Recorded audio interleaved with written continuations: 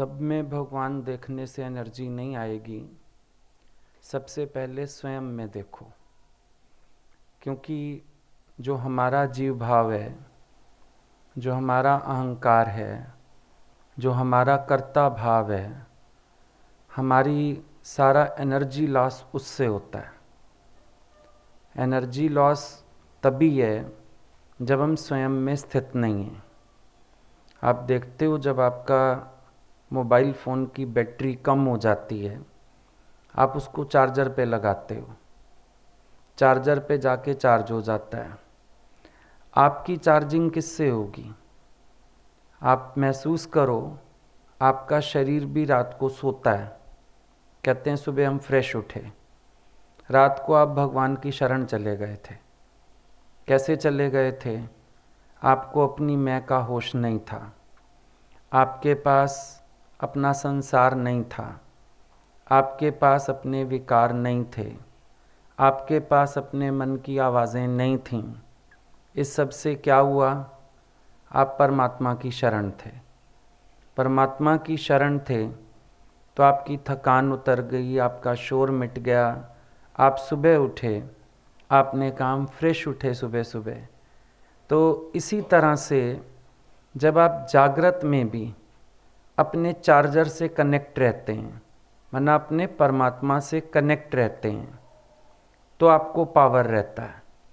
बच्चे ने माँ से जन्म लिया, माँ से कनेक्ट रहता है, माँ की छाती पे चढ़ा रहेगा, दूध पिएगा, उसके कंधे पे ही विश्राम करेगा, सेटिस्फाइड रहता है।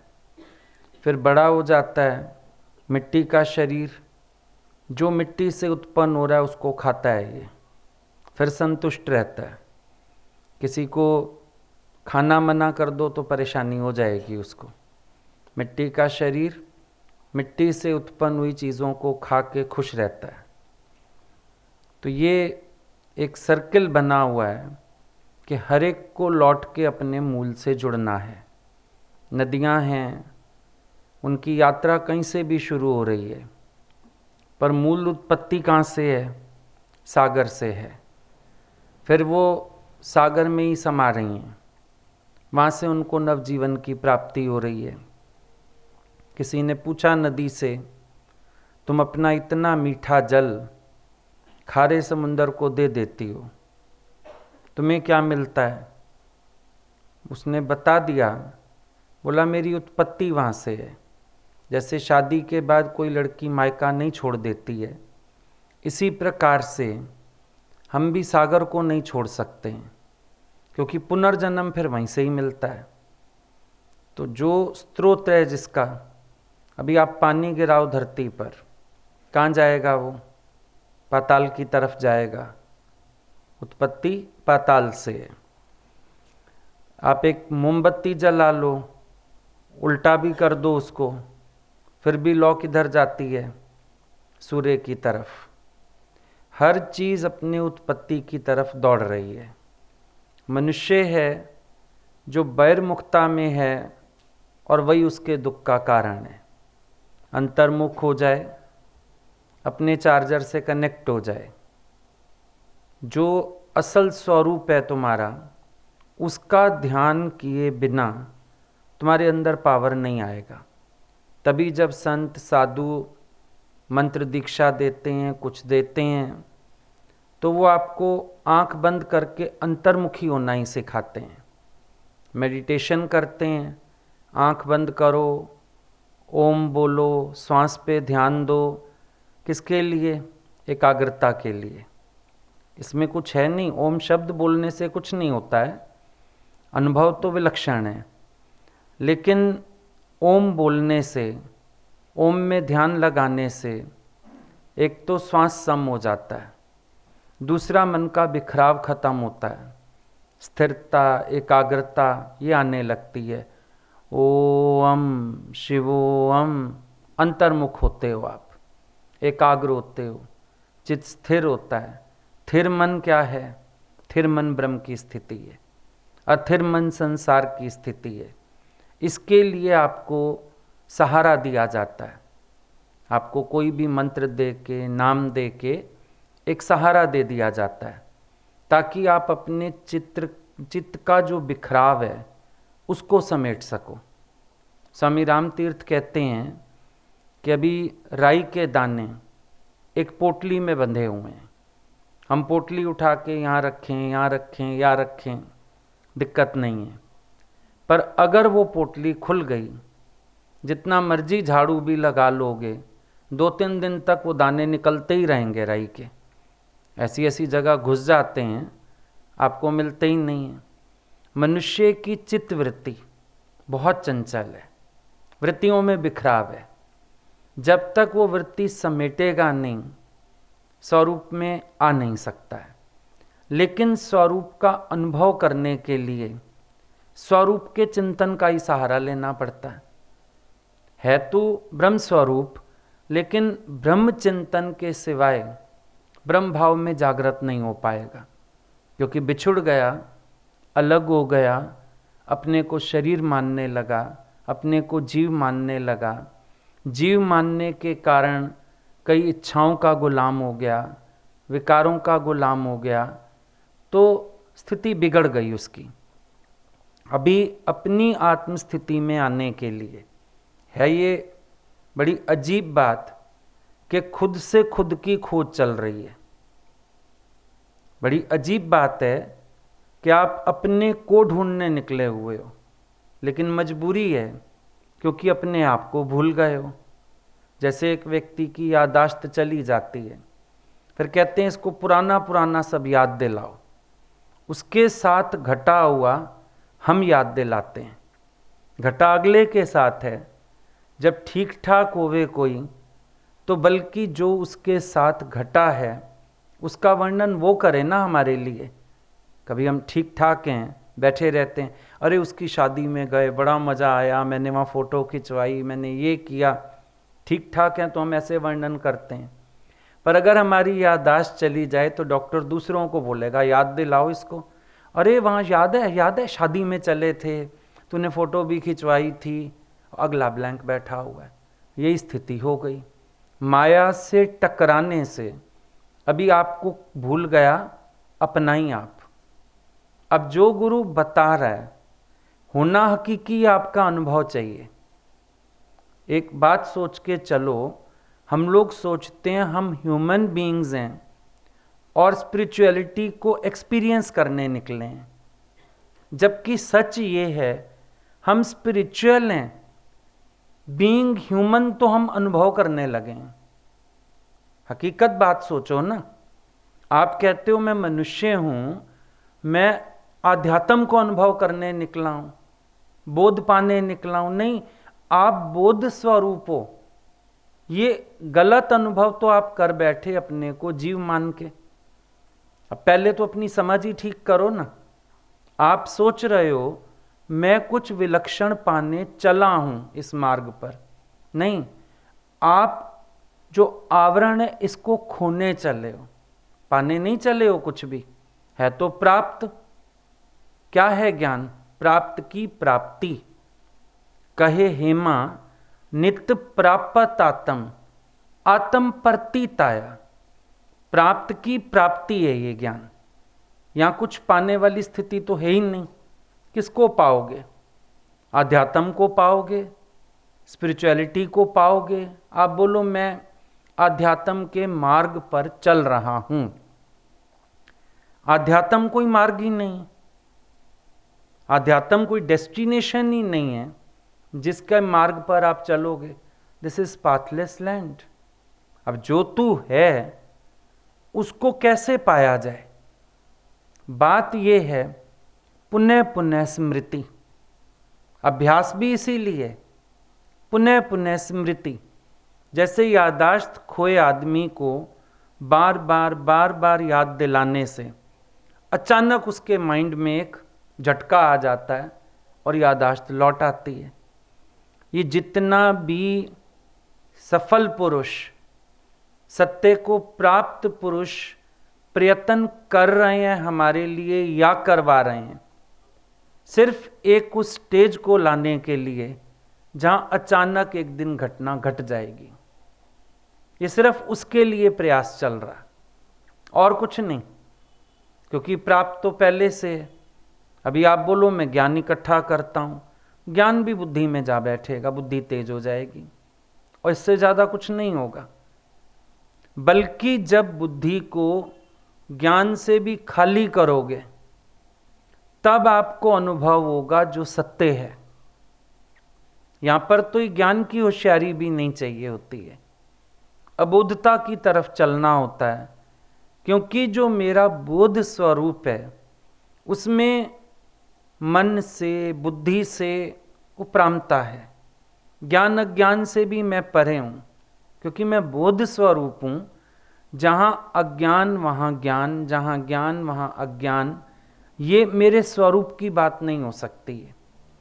वशिष्ठ मुनि के 99 बेटे मारे गए, 100 पुत्र थे उनके, 99 मारे गए। बड़े कूटस्थ ज्ञान के निश्चय में 100वें पुत्र के समय रोने लगे। किसी ने पूछा, आप तो इतने बड़े ज्ञानी समझदार, आपकी ये अवस्था क्यों? आप क्यों ऐसे परेशान हो गए? आप क्यों रोने लगे? आप तो इतने ज्ञानी हैं। मुनि का उत्तर था, जहां ज्ञान रहता है वहां अज्ञान भी रहता है। मना अभी एक सीढ़ी चढ़नी और बाकी है। ज्ञान अज्ञान से परे मैं आत्मा हूं। अभी मैं ज्ञान के कोष तक तो बैठा था, तो जहां ज्ञान रहेगा वहां अज्ञान भी रहेगा। भाई सीधी बात है। आप कहते हो प्रकाश, जहां प्रकाश है वहां अंधकार भी है। अभी हमको फील नहीं हो रहा अंधेरा, लेकिन प्रकाश के गुम होने की देर है। अंधेरे को इनवाइट थोड़ी करना पड़ेगा। जहां प्रकाश है वहां अंधकार रह रहा है, साथ सूक्ष्म होके रह रहा है। जैसे ही उसको समय मिलेगा फैल जाएगा, लेकिन रह तो रहा है। ये तो हम नहीं कह सकते नहीं है।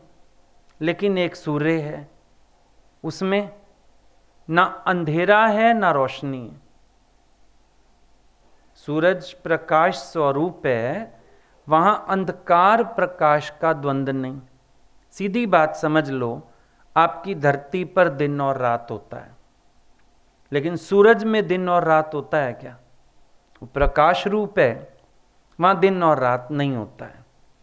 जो एक साधक अवस्था महसूस करता है ज्ञान के साथ अज्ञान की, क्योंकि अभी वो पूर्ण निष्ठा में खड़ा नहीं है, इसलिए महसूस करता है। अप डाउन्स फील करते हो ना, कभी कभी घर के लोग भी कह रहे, इतना ज्ञान सुनते हो, फिर मान जाओ इस बात को, जहां ज्ञान है वहां अज्ञान है, बड़ी बात नहीं है। क्षमाशील हो, पर कभी कभी क्रोध फिर आ जाता है। कहते हो वैसे तो हम बात को आया गया कर देते हैं, माफी दे देते हैं, कभी फिर क्रोध आ भी जाता है। ये क्या हुआ? जहां ज्ञान रहता है वहां अज्ञान भी रहता है। कभी देखते हो मन में अचानक लोभ का विचार आ जाता है। ऐसे तो संतोषी हो, पता नहीं क्यों आ गया लालच, ऐसे चीज देख के क्यों मन में आ गया, किया नहीं काम पर मन में ख्याल आ गया। जहां ज्ञान रहता है वहां अज्ञान भी रहता है। तो एक सीढ़ी अभी चढ़नी बाकी है तुम्हें, इसीलिए ऐसी फीलिंग्स आ रही हैं। बहुत अच्छा अभ्यास किया, बहुत अच्छा निश्चय किया, बहुत अच्छी अपने साथ मेहनत किया, पर उसके बाद भी आप बीच बीच में अंधेरे की झलक को महसूस कर जाते हो। तो वो यही स्थिति है। कई बार होता है घर में एक मृत्यु हो गई, कोई दुख आ गया, नहीं कुछ लगता, अचानक फिर कोई लहर मोह की आ गई, अचानक फिर कोई बात आ गई, तो घबराओ नहीं। वशिष्ठ मुनि घबराए नहीं, कहते हैं पांव लड़खड़ाए जरूर हैं, मैं संभालने की कोशिश कर रहा हूं, लेकिन मूल कारण इसका यही है कि जहां ज्ञान रहता है वहां अज्ञान भी रहता है, कोई बात नहीं है उसकी। तो अभी चलेंगे जब हम लोग, तो ऐसी ऐसी स्थितियां अनुभव में आएंगी, लेकिन आत्मचिंतन से पांव संभालने। मेन बात क्या है? परिस्थितियों को नहीं ठीक करना, हालतों को नहीं बदलना, लेकिन आपको आत्म विचार से, जो पैर जहां जहां डगमगा रहे हैं ना, लड़खड़ाहट महसूस कर रहे हो, वहां वहां आत्म चिंतन से, आत्म अभ्यास से आपको अपने को फिर स्ट्रांग करना है, फिर अपने को बनाना है। हम लोग बहुत जल्दी करते हैं दूसरे में भगवान देखने की। अब दूसरा भी देख रहे हो, भगवान भी देख रहे हो, गलत तो स्थिति यहीं से ही हो जाती है। मैं दूसरे में भगवान देखता हूँ, मैं सास में भगवान देखता हूँ, मैं पति में भगवान देखता हूँ। पति है तो भगवान नहीं है, भगवान है तो पति नहीं। एक होगा ना। आप सब में देखने की कोशिश करते हो। इसीलिए गुरु ने कहा पहली शुरुआत अपने से करो, सबसे पहला तिलक अपने को लगाओ। अब देखो, किसी ने नहीं बताया था। हमको आदत क्या है, मंदिर जाते हैं ना, शिवालय पे जाओ तो वहाँ पर चंदन रखा रहता है, घिसो चंदन। चंदन घिस के क्या करो, शिव जी को लगाओ, पार्वती को लगाओ, गणेश को लगाओ, ऐसे सीरीज थी।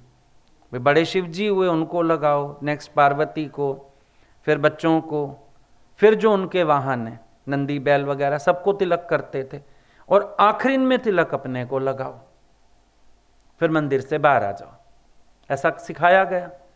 लेकिन ब्रह्म ज्ञान बिल्कुल अपोजिट है। ये कहता है जब तक तूने स्वयं को तिलक नहीं लगाया, बाहर 10 को भी तिलक लगा ले, तेरी पूजा अधूरी है। इसीलिए लास्ट में तिलक अपने को लगा के बाहर आते थे। पर यहां हम कहते हैं जिस दिन अपने को तिलक लगाना आ गया, सबको तिलक लग गया।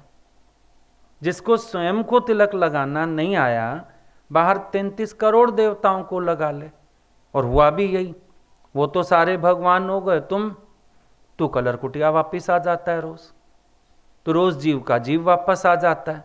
वो सारे ब्रह्म हो गए, उससे फायदा नहीं ना। सबसे पहले अपने आप को जानो। जो आपका देह अध्यास है, जो आपका अहंकार है, द्वैत भी तो इसी का परिणाम है। विचार करो, द्वैत किस चीज का परिणाम है? मैं से तू है।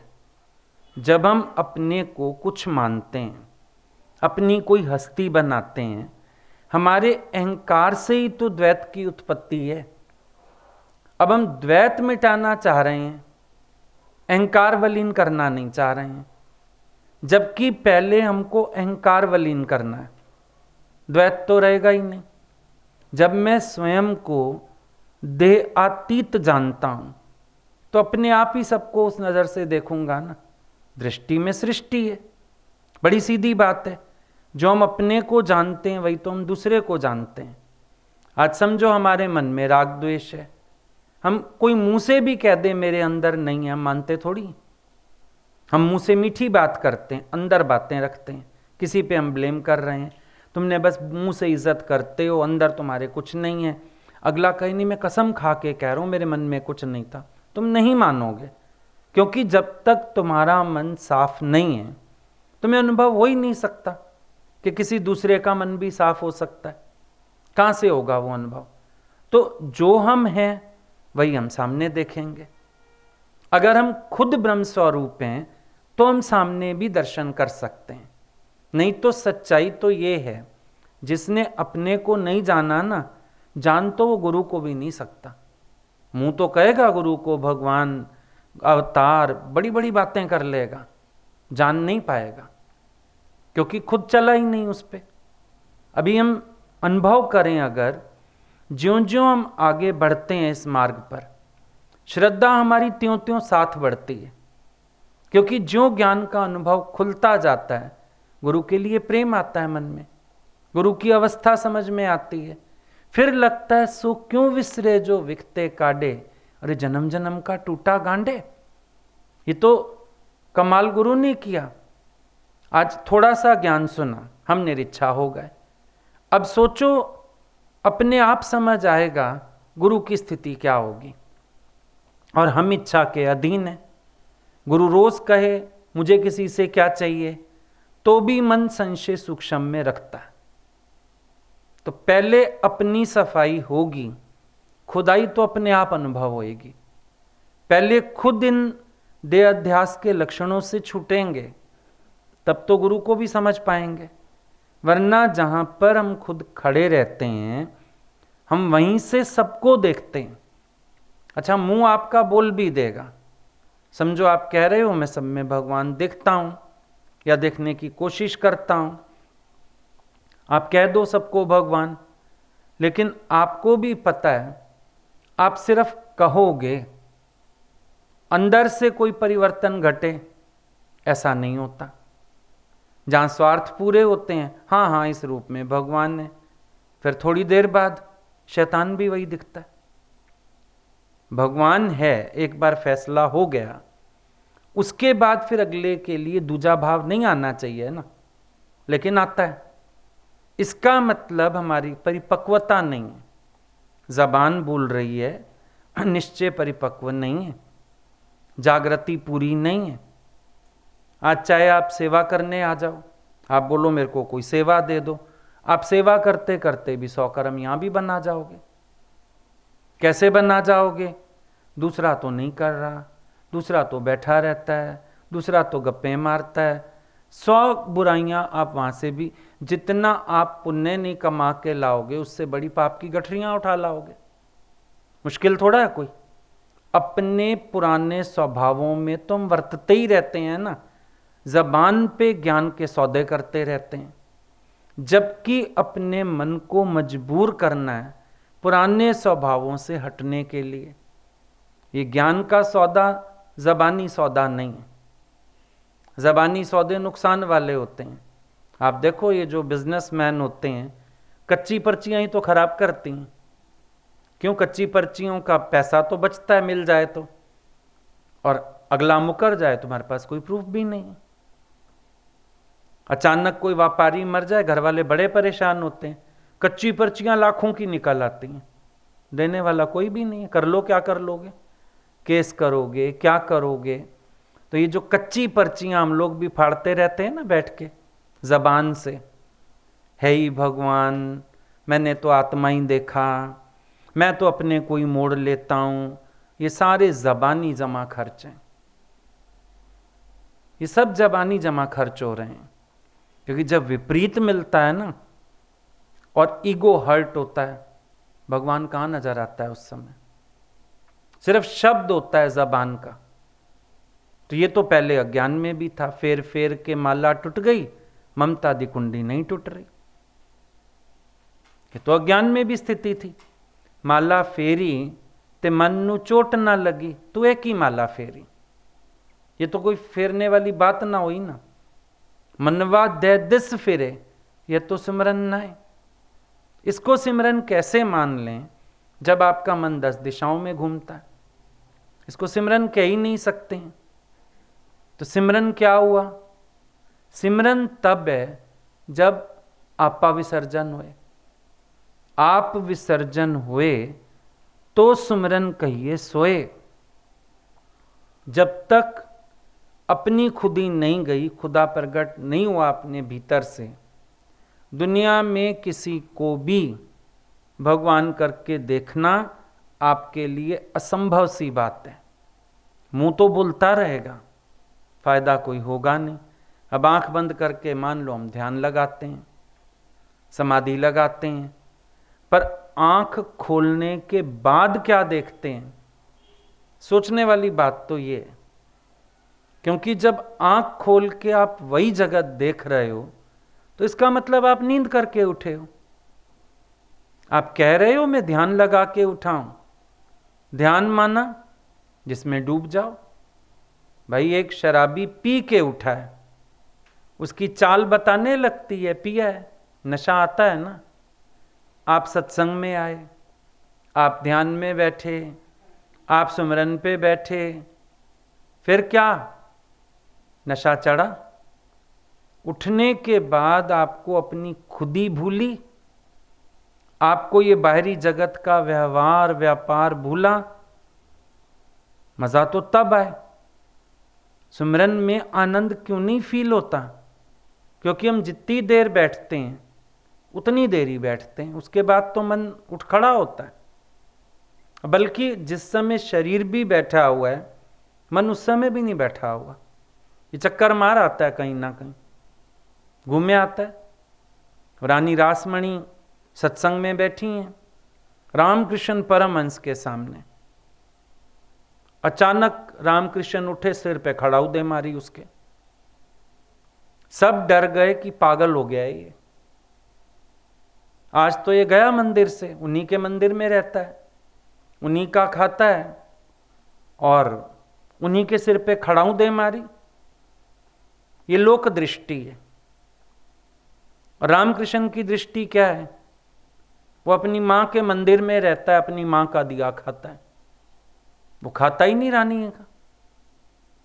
दुनिया वाले मान रहे हैं ना। ज्ञानी कहता है दुनिया वाले गलत हैं भाई, खाएं ससुराल का और गाएं मायके का। ऐसी लड़की बसेगी जो खाए ससुराल का गाय मायके का? ऐसी लड़की बसेगी? नहीं बस सकती है। खाओ भगवान का, गाओ दुनिया का, तभी तुम्हारा भगवान से बसना होता ही नहीं। आज तक नहीं बसे भगवान से, क्योंकि करते यही हो। पति के शुक्राने, बेटे के शुक्राने, भगवान कहाँ हैं? देनहार कोई और है, देत रहत दिन रहन। देने वाला तो कोई और है। खा तो भगवान का रहे हो, गाते किसका हो? संसार वालों का। चलो उनका भी गाओ, मना नहीं है, खुश रखो उनको भी, पर अपने अंदर तो पता हो। फिर डर नहीं लगना चाहिए, पति को कुछ हो गया कहाँ से खाएंगे, फलां हो गया क्या करेंगे, फिर ये भय नहीं होना चाहिए। पर अगर ये सब आपके पास है तो इसका मतलब आपका विचार गलत है। अब रामकृष्ण ने खड़ाऊ मारी, रानी रासमणी हाथ जोड़ के बैठ गई। उसने स्वीकार किया कि सत्संग में बैठे बैठे मेरा मन कोर्ट में गया था। रानी थी ना, कोर्ट में जाती थी, कोई केस होगा। सत्संग में बैठे बैठे मन कोर्ट में चला गया। रामकृष्ण ने खड़ाऊ दे मारी। अब आप याद करो, आप भी कभी कहते हो मैं सिमरन में बैठा हूं, मैं आत्म अभ्यास करता हूं, लेकिन कितने खड़ाऊ पढ़ने चाहिए? उसको तो एक ही ख्याल आया, खड़ाऊ पड़ा। आप सोचो कितने खड़ाऊ के हकदार हो। सामने बैठा रहे गुरु अगर खड़ाऊ लेके, तो हर मिनट में एक खड़ाऊ खाओगे, क्योंकि मन इतना उड़ता है, मन इतना दौड़ता है, मन इतनी हलचल में रहता है। इसके पर काटने पड़ेंगे, और इसके पर काटने का तरीका है सत्संग। पर सत्संग में बैठ के भी गुरु को कैच करो, गुरु का ज्ञान कहां से शुरू होता है, बेस क्या है ज्ञान का? ज्ञान का एक ही बेस है, मान ना मान तू है भगवान। ये बेस है ज्ञान का, और इसको आपको पक्का करना पड़ेगा। पता है, दूसरे को भगवान देखना आसान भी लगता है, कह दिया। अपने को जानने में बड़ी मुसीबत है, क्योंकि कह तो दो। किसी ने एक बार बोला था, आप लोग ऐसे कहते रहते हो मान ना मान तू है भगवान, लोग झूठा झूठा मान लेंगे। हमने कहा माने, हम बैठे हैं सामने, माने। निश्चय वाला ही बोल पाएगा, दूसरे को तो मन बोलने भी नहीं देगा। हाथ उठाओ, मैं हूं भगवान। मन कहेगा तू भगवान है, कल तो तेरे को इच्छा हो रही थी, कल तो तू रो रही थी बैठ के, बेटे का मोह तंग कर रहा था। ख्याल तो तेरे को चलते हैं अंदर, तेरे अनुसार हो जाए तो तू शांत हो जाता है, जब तक तेरे अनुसार काम ना हो तेरा तो मन चलता है। कहाँ की भगवान है? डंडा तो अंदर वाला मारेगा तुम्हें। बोलो, हम तो कहते हैं झूठा बोलो, बोलो, हिम्मत है तो बोल के दिखाओ। तो कह भी रहे हैं बोलो, नहीं बोलने देगा ना। अंदर वाले को बनाना पड़ेगा, तब बोलेगा अंदर वाला।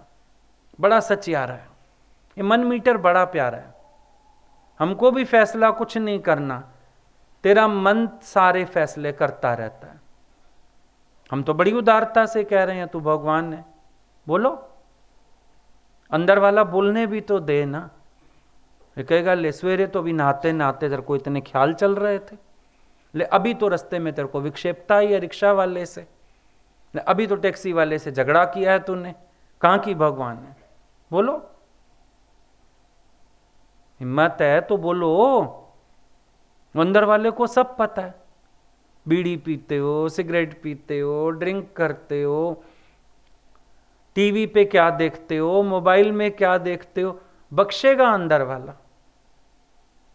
है बेसिक पॉइंट एक, बुद्धि से समझ भी आ गया कि कैसे मैं शरीर में रहते हुए अशरीरी हूं। गुरु ने तर्क वितर्क दे के समझा दिया, समाधान हो गया।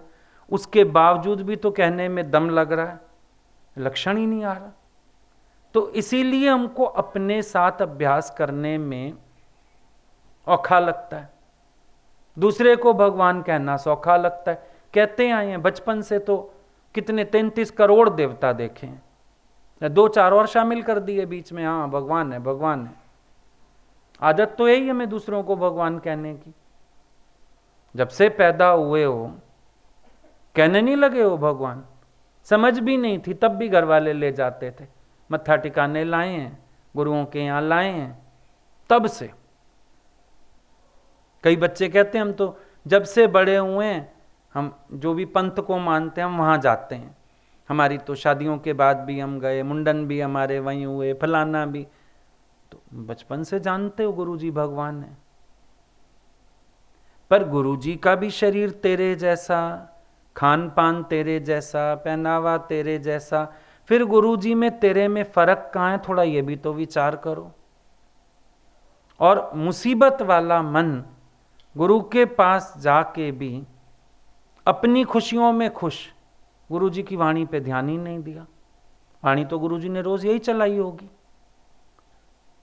महापुरुष क्या बताते हैं? ओम सोम का अर्थ ही तो बताते हैं, वो तो यही सच सुनाते हैं। लेकिन हम क्या करते हैं? वाणी पे ध्यान नहीं देते, अपनी खुशियों पे ध्यान देते हैं। आपकी कृपा से शादी हो गई, आपकी कृपा से बच्चा हो गया, आपकी कृपा से इसका मुंडन कराने ले आए, बस। मंदिर जैसा ही तो समझा गुरुजी को भी, इससे ज्यादा क्या समझा? क्यों? गुरुजी को समझते तो सबसे बड़ी उदारता सतगुरु की क्या है? कहता है जो मैं हूं सो तू है, जो तू है सो मैं हूं। बैठ जाते ना गुरुजी के पास, गुरुजी कैसे? मेरे को तो बड़ा भेद समझ में आता है, आप बड़े पवित्र, आप बड़े ऊंचे, आपकी बड़ी स्थिति, मैं अदना सा जीव घर ग्रस्त में फंसा, माया में फंसा। गुरुजी बताओ तो ये भेद कैसे मिटाना है? पूछा ना? ये नहीं पूछा। अगर बेटे के घर बेटा नहीं हो रहा ये पूछोगे, अंदर अंदर प्रार्थनाएं, वहां जाके भी दरबार में बैठ जाओगे, बस इसकी भी झोली भरो गुरुजी, बूटा लगाओ, फलाना करो। भजन भी बना देते हैं, बूटे लगाता है गुरु। ये बूटे गुरु का काम है लगाना। गुरु कौन सा बूटा लगाता है? बांझ स्त्री प्रार्थना करती है कि मेरे को पोता देना। समझ आई बात? बांझ स्त्री, बांझ को तो खुद कोई बेटा नहीं है, पोते की प्रार्थना करती है। मतलब जिसको खुद गुरु से बोध प्राप्त नहीं हुआ, वो ये ऐसी बातें माया की करता है गुरु से जाके, खुद तो बांझ है। प्रार्थना करनी है तो ये कर, गुरु मेरे को भी उस आत्म प्रदेश में ले चलो, मेरे को भी उस आनंद में ले चलो, मेरा मन भी जहाँ शांत हो जाए, राग द्वेष चले जाएं, काम क्रोध चले जाएं, मैं भी आनंद में मौज करूं, जीवन का लक्ष्य पाऊं। ये तो हमने कभी पूछा ही नहीं, ये दरखास्त तो कभी लेके गए नहीं। पोते का मुंडन करा लाए, मन का मुंड मुंडाना ही भूल गए। बोलना तो गुरु जी के आगे क्या था? ये संतों के वहां जाके मुंडन बार के नहीं होते थे, ये तो अब रिवाज बन गए कि चले जाओ गुरुओं के यहाँ मुंडन करा लाओ। उससे क्या होगा? होगा क्या? समझ, एक बार ये तो सोचो, वहां बाल उतरवा देने से क्या हो जाएगा? पता नहीं, पता तुम्हें भी नहीं, लेकिन खुश।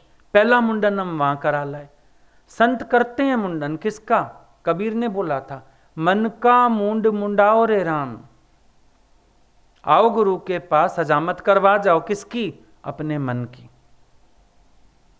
अपने मन की हजामत कराने आना था, तुम पोते पोतियों की हजामत करवा के आ गए वहां से। इनके बाल उतार दो, वो तो फिर उगाएंगे,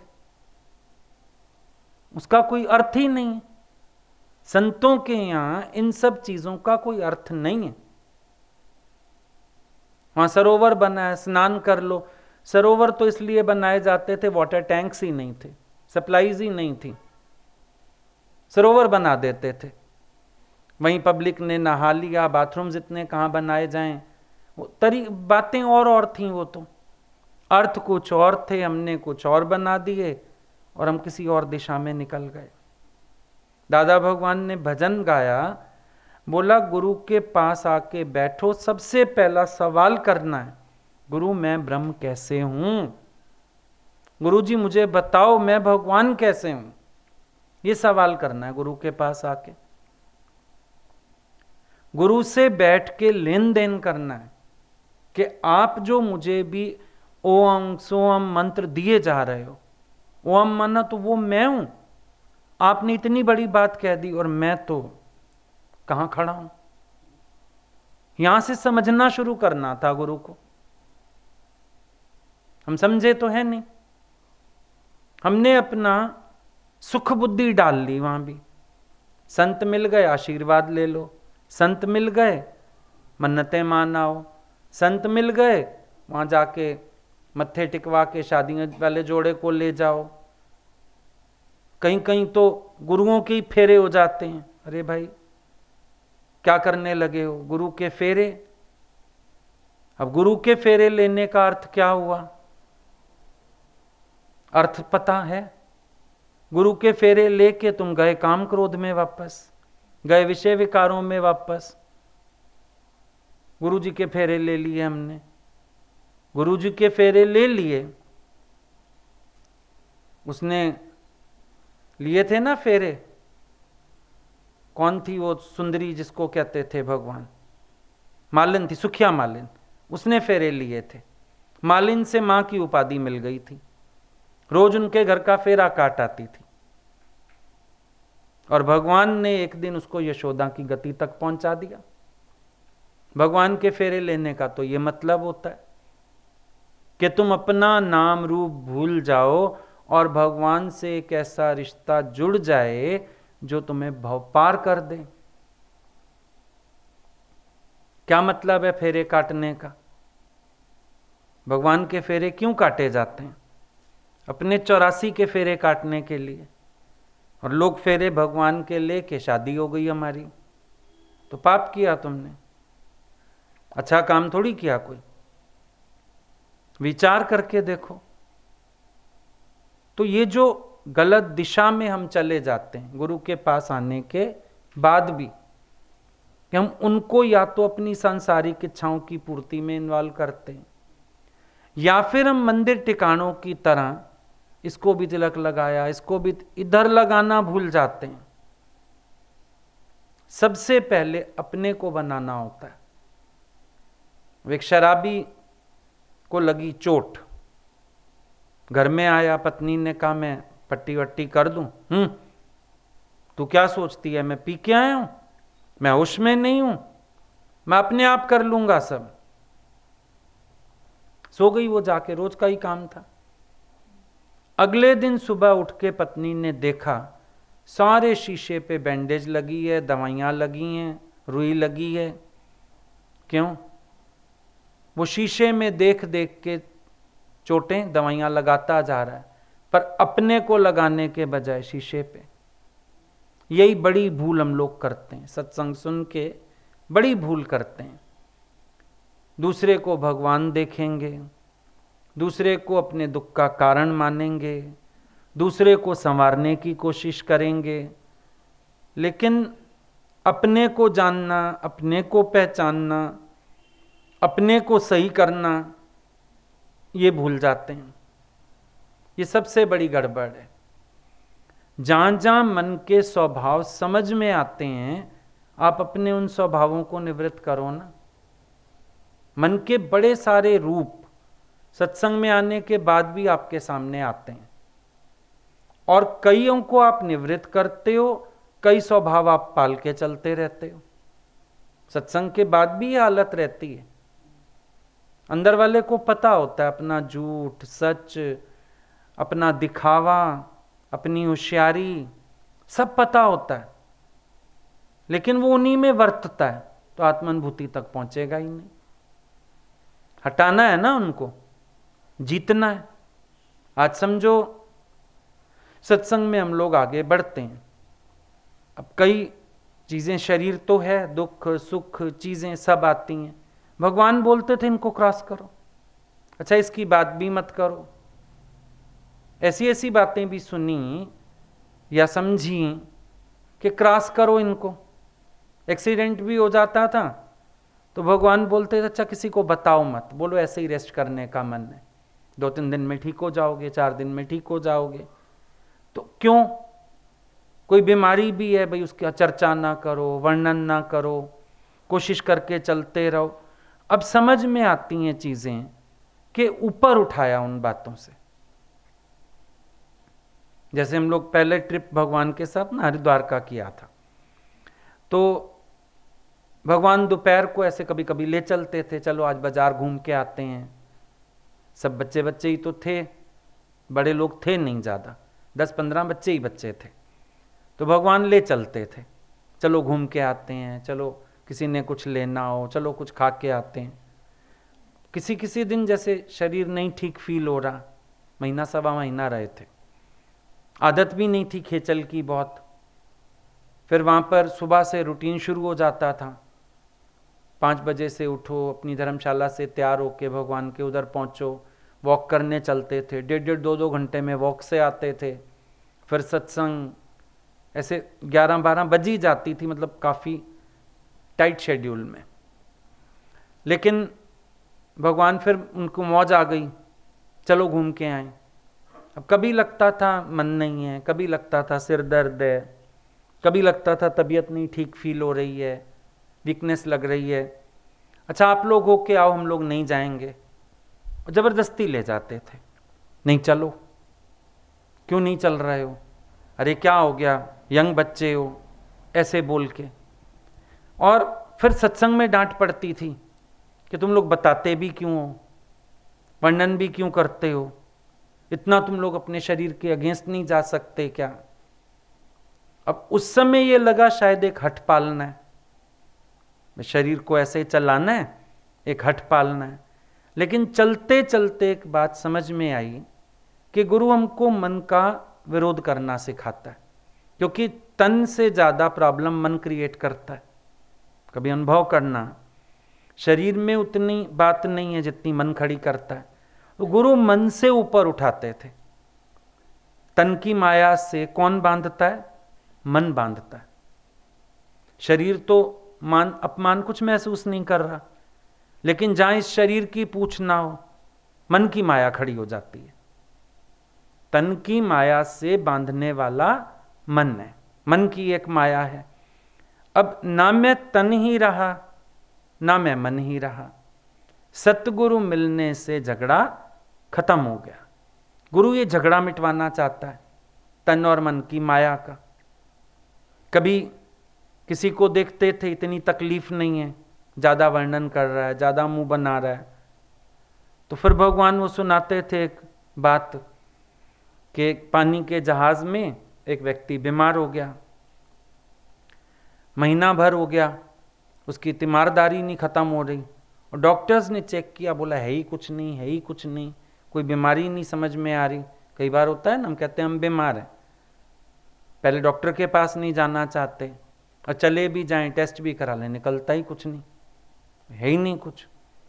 तो उसका भी कुछ निकले ही ना बेचारे का। अब निकल नहीं रहा, कोई बीमारी नहीं है, डॉक्टर्स बोले ये स्वस्थ है, वो बोले मैं बहुत बीमार हूँ, मैं तो उठ ही नहीं सकता, मैं तो चल ही नहीं सकता। डॉक्टरों ने युक्ति की, रात को उसके सिराने खड़े होके मीटिंग की डॉक्टर्स ने। बोले देखो 1 महीना हो गया, अब पानी का जहाज है, वैसे भी सोर्सेस कम है और ये बंदे के ऊपर ऐसे लागत लगती जा रही है, ठीक हो भी नहीं रहा और हमारी भी बेइज्जती, कहेंगे डॉक्टर्स ठीक नहीं कर पाए इसको। ऐसे करते हैं, इसके पैर में पत्थर बांध के ना समुंदर में फेंक देते हैं रात को, कह देंगे मर गया था, बॉडी फेंक दी, उसको सुनाई दे गई बात, खड़ा हो गया, बैडमिंटन खेलने लगा, बोला देखो मैं एकदम ठीक हूं। तो ऐसी ऐसी बातें सुनाते थे, किसके लिए? शरीर की माया को जीतने के लिए।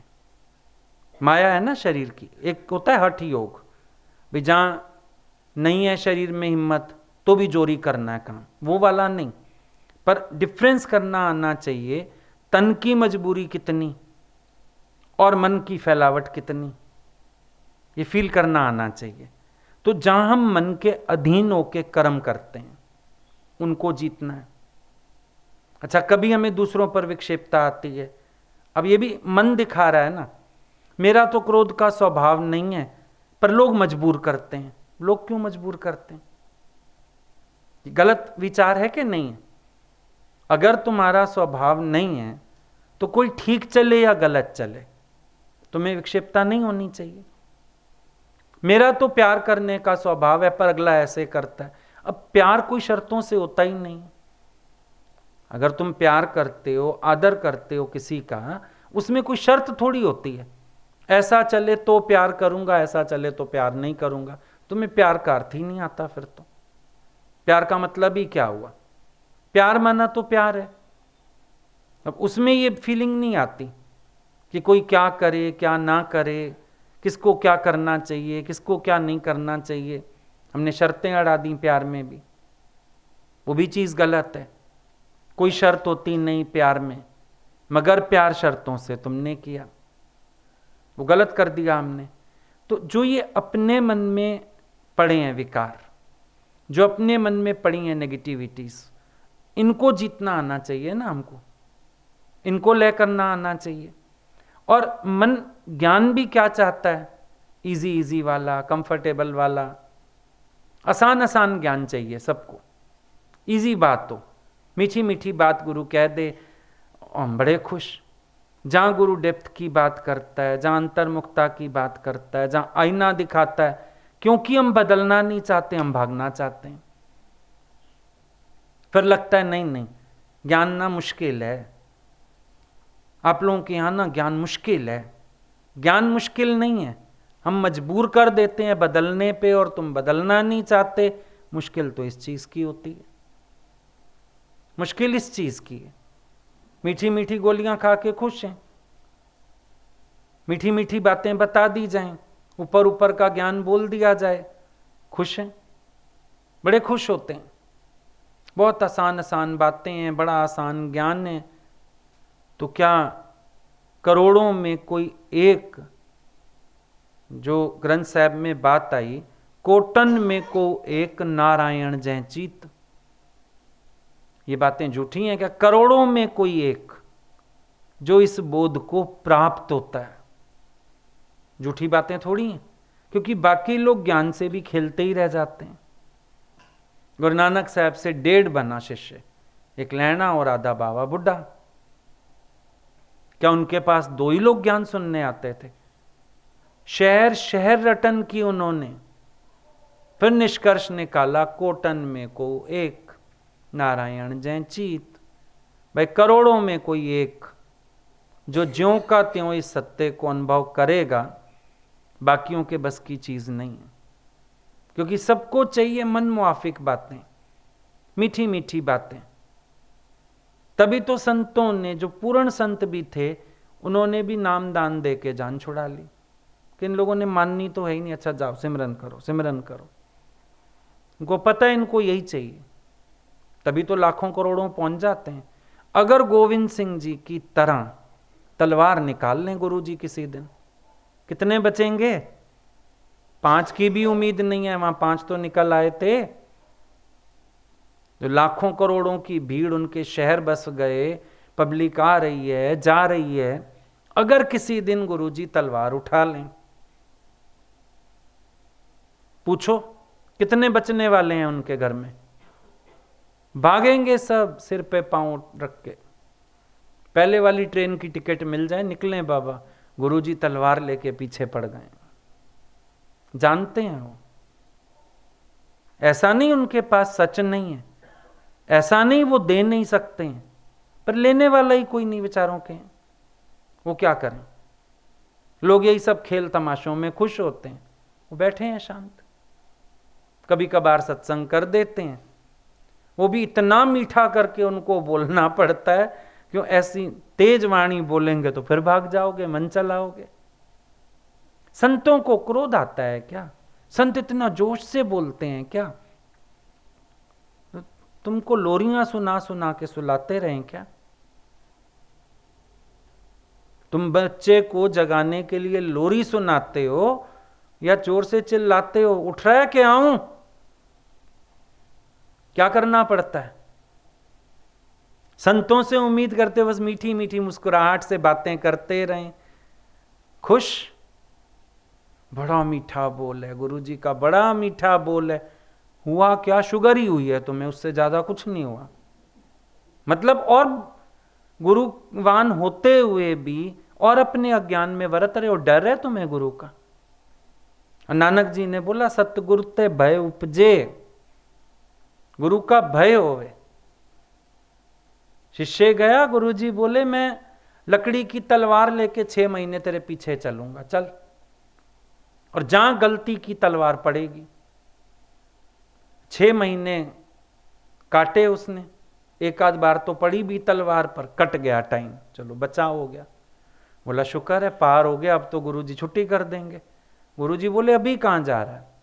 अब 6 महीने असली तलवार लेके चलूंगा पीछे, अब कर गलती गर्दन उड़ेगी सीधी।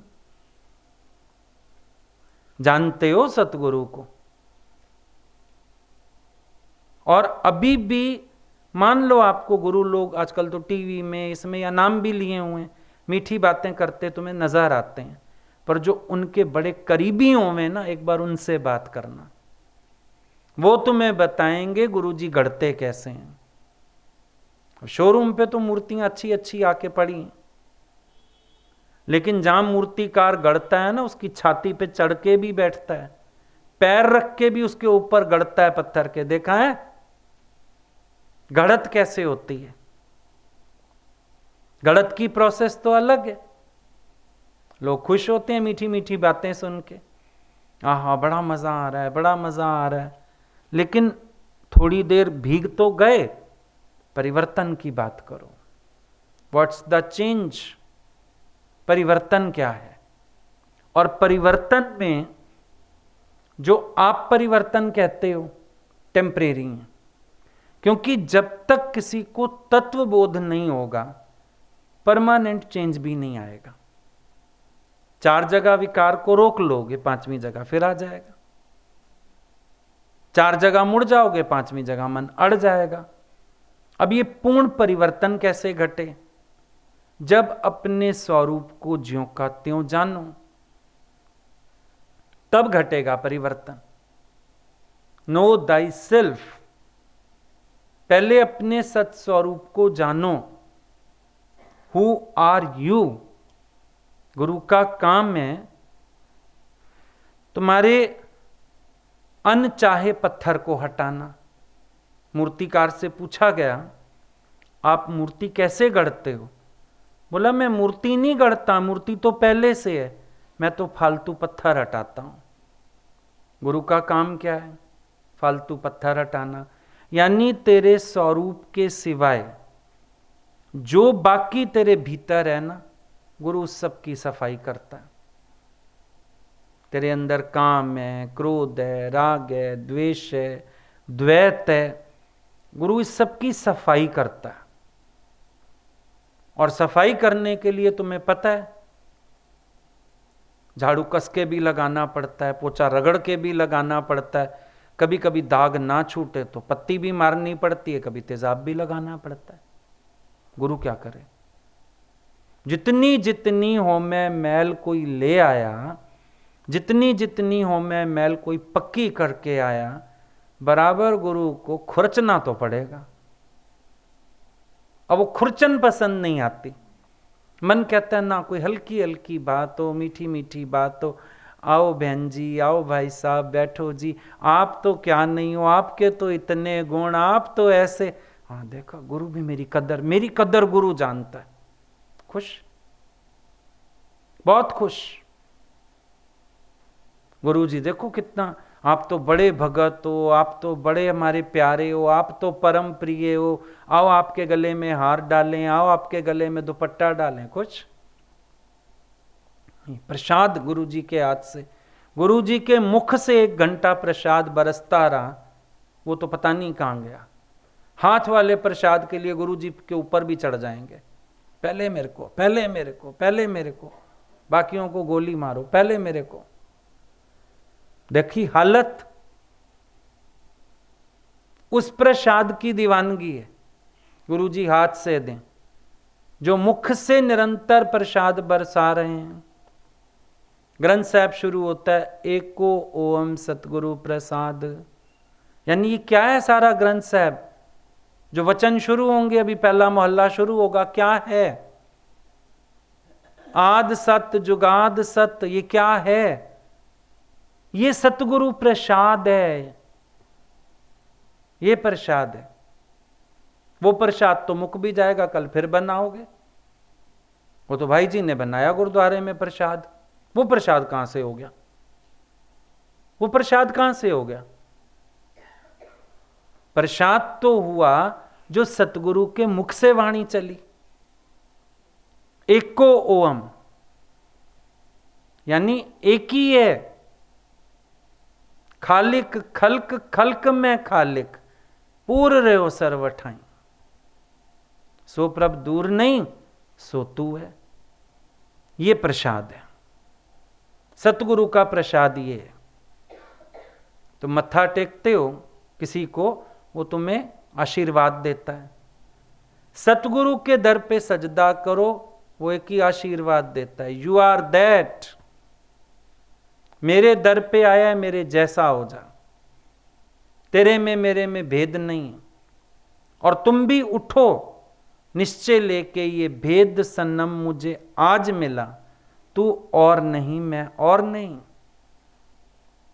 ये है काम यहां आने का, ये लेने का है।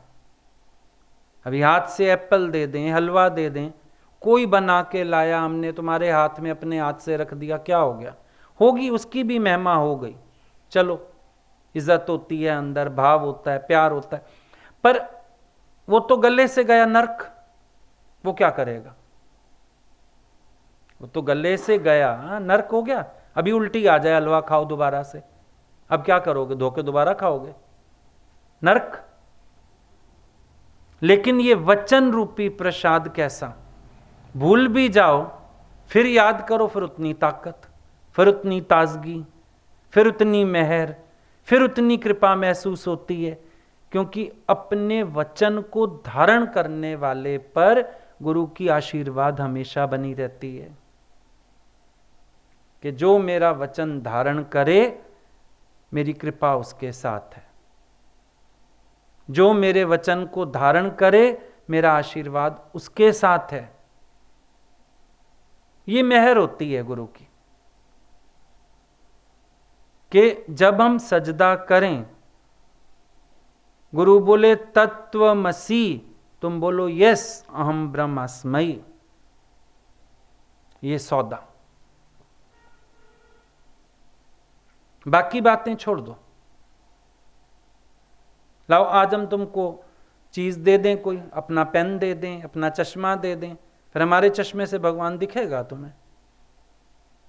सोच के देखो, एक अक्ल वाली बात, पढ़े लिखे हो। दादाजी को लोग बोलते थे अपनी शर्ट देना, बोला अगर मेरी शर्ट पहनने से तुम्हें ज्ञान लगे, मैं सारी अलमारी खाली कर देता हूं, आज सारे कपड़े बांट देता हूं, पहन लो, हो जाओगे ज्ञानी। नहीं, ये बाहर के भ्रम है। भ्रम में जीने वाला कभी ब्रह्म अनुभव नहीं करेगा। भ्रम में नहीं जीना, सत्य में जीना। सचखंड वो नहीं होता जहां गुरु रहते हैं। सचखंड होता है जब तुम्हारा खंड खंड मन हट जाए अपने क्षेत्र से और एक सत्य में स्थित हो जाए। सचखंड भी तेरे भीतर है, अमृतसर भी तेरे भीतर है। जब अपने स्वरूप का ध्यान करते हो, अमृत टपकता है, आनंद बरसता है, तेरे भीतर है। शौ नेड़े धन कमलिए बाहर क्या ढूंढे। शौ मना परमात्मा, प्रीतम, पति।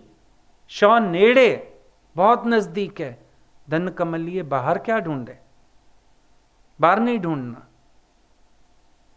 अपने भीतर उस सत्य को प्राप्त करो, क्योंकि तुम उसी का ही रूप हो।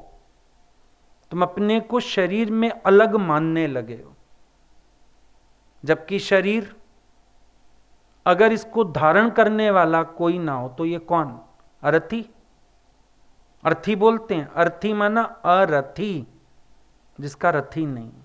पर अभी क्या है? सारथी। अभी इसका सारथी है, भगवान है।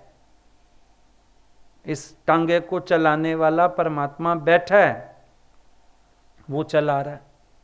अब तत्व से देखो तो सबना जिया का एक कोई धाता, सब स्वरूपों को धारण करने वाला एक है। ठीक है, अब वो एक है तो यानी गुरु के घट में भी वही है, तेरे घट में भी वही है, अलग कहां हुआ? फिर सबके घट में भी वही है। पहले अल्पज्ञ फिर सर्वज्ञ। अल्पज्ञ माना होता है कम जानने वाला, तो पहले अल्पज्ञ बनो, अपने को जानो, फिर सर्वज्ञ हो जाओगे, सर्वत्र जानोगे। फिर लगेगा जहां तक जाति दृष्टि है, जहां तक फैली सृष्टि है, सर्व मम रूप है। फिर सब अपना रूप समझ में आएगा। पर शुरुआत अपने से करना, पहला तिलक अपने को लगाना, पहले गुरु के पास बैठ के गुरु से ये समझना मैं कौन हूं। दूसरे को भगवान देखने से कोई फायदा नहीं होगा, पहले अपने को देखो, क्योंकि मैं से ही तू बन रहा है, द्वैत आ रहा है। ये अहंकार गुम होगा, द्वैत की भावना ही नहीं बचेगी। फिर जैसे अपने को जानोगे कि मैं मन से अलग, बुद्धि से अलग, नाम रूप से अलग, कर्म स्वभाव से, सामने वाला तो है ही, विक्षेपता ही नहीं आएगी किसी से, विचार ही नहीं देना पड़ेगा कि जैसे मैं अलग हूं। अब हमारे पास विकार होते हुए भी गुरु हमें क्या मनवा रहा है कि विकार है चाहे तो अपने को निर्विकारी आत्मा मान, तभी विकार निवृत्त होगा। यही समझाया जा रहा है, यही बता रहा है गुरु बार बार। बस सामने वाले के विकार का दोष देंगे फिर। जैसे मैं निर्विकारी आत्मा, सब मन का धर्म, शरीर का धर्म, सामने वाले के भी मन का धर्म समझ के, अभी गुरु हम लोगों की गलतियां कैसे माफ करता है। वो जानता है कि तू तो शुद्ध स्वरूप है, लेकिन ये सब मन का और देह का धर्म है। ऐसे ही माफ करता है ना हमारी गलतियों को, तो हमारे अंदर भी इजी हो जाएगा, छापी नहीं पड़ेगी कोई। हमें भी यही फील होगा कि अरे ये तो इसका मन का दोष है, शरीर का दोष है तो ये शुद्ध स्वरूप है, तो ये मेरा अपना आप। और ज्यों ज्यों दृष्टि बनती जाएगी ना, सृष्टि भी बनती जाएगी। अभ्यास में भी खेचल ज्यादा नहीं है, बशर्ते अभ्यास ठीक हो, शुरुआत हमारी अपने से हो। तो पहला टीका अपने को लगाओ। गुरु को कोई दुख नहीं होगा अगर तू अपने को भगवान बोलेगा, गुरु को खुशी आएगी। और गुरु को दुख होगा जब तुम गुरु को तो भगवान कहोगे पर खुद फिर वहीं खड़े रहोगे। इस धोखे में मत जियो, सच को जानो। रामायण में भी बोला, ईश्वर अंश जीव अविनाशी। ये जीव कौन है? ईश्वर अंश है, ये भी अविनाशी है। अंश और अंशी में भेद नहीं होता ना। अभी आपको पूछें भाई क्या खा के आए हो? ब्रेड खा के आए हैं, पूरी ब्रेड खा गए? एक या दो स्लाइस खाए होंगे, पर बोलोगे ब्रेड खा के आए हैं। आज तो मैंने आम खाया, जरूरी तो नहीं पेटी आम की खा गए, आधा आम खाया हो, एक फांक खाई हो, पर आम खाया। तो अंश और अंशी भेद नहीं है ना। गंगा जल, गंगा तो वहां बह रही है, तेरे घर में शीशी में पड़ा है, पर गंगा जल, तो अंश और अंशी में भेद नहीं है। इसी प्रकार से एक विराट शक्ति जिसको परमात्मा कहते हो, एक शरीर में आने के कारण शक्ति सीमित हो गई, पर जीन्स तो सेम है। गंगा जल जो वहां प्रवाहित हो रहा है इतना विराट में, और जो बॉटल में तेरे घर है, तत्व तो दोनों का एक है, दोनों गंगा जल है। ऐसे आत्मा परमात्मा दूर रहे बहुकाल, पर सुंदर मेला कर दिया जब सतगुरु मिले दलाल। गुरु दलाली क्या करता है? आत्मा परमात्मा का मेलाप कराता है वो भी दो शब्द बोलने में आए, है नहीं दो, पर फिर भी तुमको भेद पड़ा है, तो चलो तुम आत्मा वो परमात्मा, तो मेलाप करा दिया। ये भी शब्द कहने का फेर है, असल में आत्मा परमात्मा सब एक है, दो वो भी नहीं। आत्मा कहो, परमात्मा कहो, ईश्वर कहो, भगवान कहो, ब्रह्म कहो, परमेश्वर कहो, नाम जो मर्जी देते जाओ, है एक ही। घर में नहीं होता, आजकल सर्दियां हैं भाई, लाल वाली रजाई तेरी, ब्राउन वाली इसकी, पर रुई का तत्व तो एक है।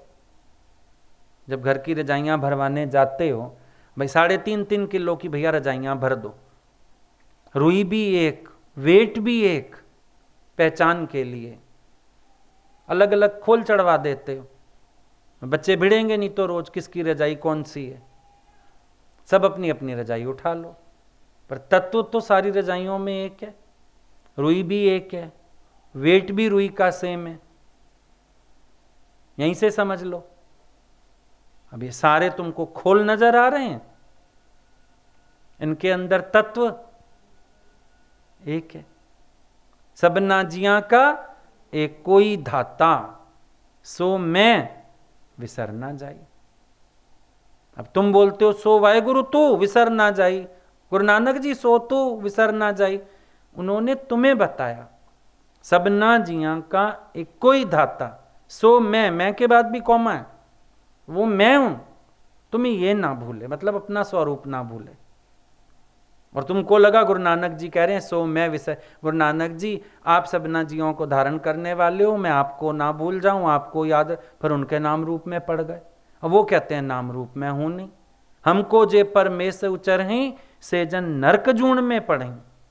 कह दिया कि मेरे को माना मेरे शरीर को परमेश्वर जानोगे नरक में जाओगे। तुम फिर उनको पकड़ने लगे नाम रूप को। नहीं, उन्होंने तुम्हें बताया कि धारण करता एक ही है। गैस के गुब्बारे वाला आता है ना, अलग अलग गुब्बारे, पीला, नीला, लाल, बच्चे अलग अलग मांगते हैं। गैस तो वही है, वही सिलेंडर रखा हो, उसी से भरे जा रहा है। बस भगवान ने सारे गुब्बारे फुला दिए शरीरों के, है तो एक ही। सुनार के यहां जितने गहने हैं, तत्व तो एक ही है। 1 ग्राम का तुम्हारा नोज पिन है, उसमें भी सोना वही रेट पे 50,000 रुपए तोला है सोना, तो नोज पिन के लिए भी वही है रेट, सेट के लिए भी वही है रेट। जितना सोना बढ़ता जाए, पर तत्व कुमार के यहां सारे ही बर्तन मिट्टी के, सुनार के यहां सारा कुछ सोने का, भगवान के यहां सब भगवान ही भगवान। नाम ही तभी पड़ा सुनार जिसका सोने का काम, लोहार जिसका लोहे का काम, कुमार जिसका मिट्टी का काम, भगवान जिसकी भगवान की दुकान। सब भगवान है, सब गोविंद है, सब गोविंद है, गोविंद ते भिन्ना काई। निश्चय करो, और वो गोविंद कोई और नहीं, मैं हूं। ये एकता दिखाने के लिए तो देखो वहां जो अमृतसर में बना, अब हरि शब्द तो हिंदुओं का है, कृष्ण भगवान को हरि कहते हैं। गुरु नानक देव जी ने वहां नाम क्या रखा है अमृतसर में? हरमंदर साहब। हर मंदिर हरि का मंदिर है, तो हरि, उसको क्या मतलब हुआ उनका हरि से? कृष्ण जी नाम रूप वाले? नहीं, हरि माना जो हर एक में है, हरमंदर। अब गुरु नानक देव जी का गुरुद्वारा, नाम उसका हरमंदर, यानी अभेदता सिद्ध करी है। अभेदता ही तो सिद्ध की है। आप अपना घर बनवाते हो, बाहर कुछ कुछ लिखवा देते हो, मतलब क्या है? आप तो ऐसे लिखते हो नाम घर को देने के लिए, पर असल में तो जैसे उन्होंने एक नाम दिया अभेदता के लिए, हम अपने को फील कराते हैं। कोई राधा कृष्ण लिखता है, कोई कुछ लिखता है, मतलब ये कि हमको एहसास रहे मेरापन ना आए। मेरा नहीं, भगवान का है। तो सारी सृष्टि में अभेदता है, पर उस अभेदता तक पहुंचने के लिए पहले देह से भेद करना पड़ता है।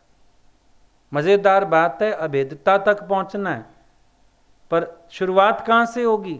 देह से भेद शुरू करके, ये मैं नहीं हूं, इसको अपने से अलग करो, फिर सारी सृष्टि से अभेद हो पाओगे। ठीक।